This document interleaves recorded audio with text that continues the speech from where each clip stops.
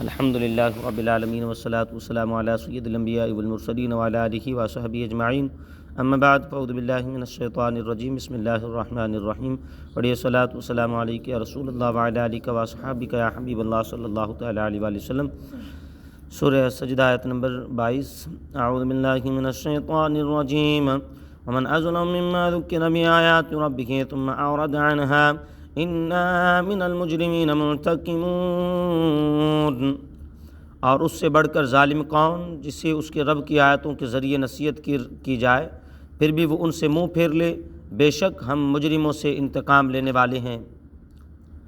ومن اظلم، اور اس سے بڑھ کر ظالم کون، جھٹلانے والوں کا تفصیلی حال بیان کرنے کے بعد یہاں ان کا اجمالی حال بیان کیا جا رہا ہے کہ اس سے بڑھ کر ظالم کون ہے جسے اس کے رب عز و جل کی آیتوں کے ذریعے نصیحت کی جائے پھر بھی وہ ان سے منہ پھیر لے اور آیات میں غور و فکر نہ کرے اور ان کی وضاحت و ارشاد سے فائدہ نہ اٹھائے اور ایمان قبول نہ کرے، بے شک ہم مجرموں سے انتقام لینے والے ہیں۔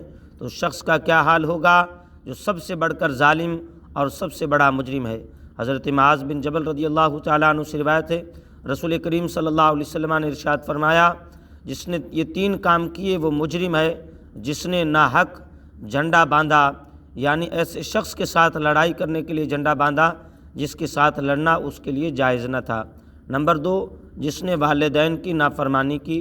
نمبر 3، جو ظالم کے ساتھ اس لیے چلاتا کہ اس کی مدد کرے، چلا تو وہ اس کی مدد کرے تو وہ مجرم ہے۔ اور اللہ تعالیٰ ارشاد فرماتا ہے، انا من المجرمین منتقمون، اور بے شک ہم مجرموں سے انتقام لینے والے ہیں۔ لہذا جو شخص بھی ان 3 جرموں میں سے کسی کا مرتکب ہے تو اسے چاہیے کہ اپنے جرم سے باز آ جائے، ورنہ یاد رکھے کہ اللہ تعالیٰ مجرموں سے انتقام لینے والا ہے۔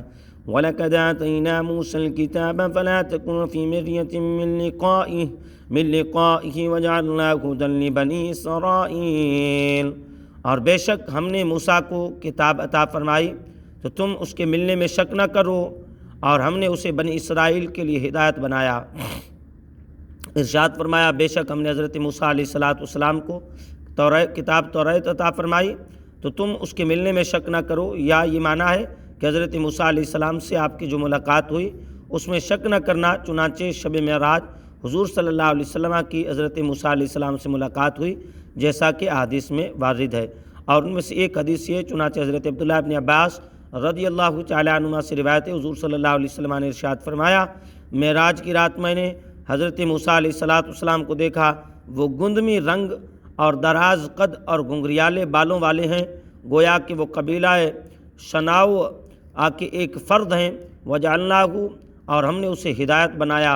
اس کا ایک معنی یہ کہ ہم نے حضرت موسیٰ علیہ السلام کو بنی اسرائیل کے لیے ہدایت بنایا، دوسرا معنی یہ کہ ہم نے تورات کو بنی اسرائیل کے لیے ہدایت بنایا۔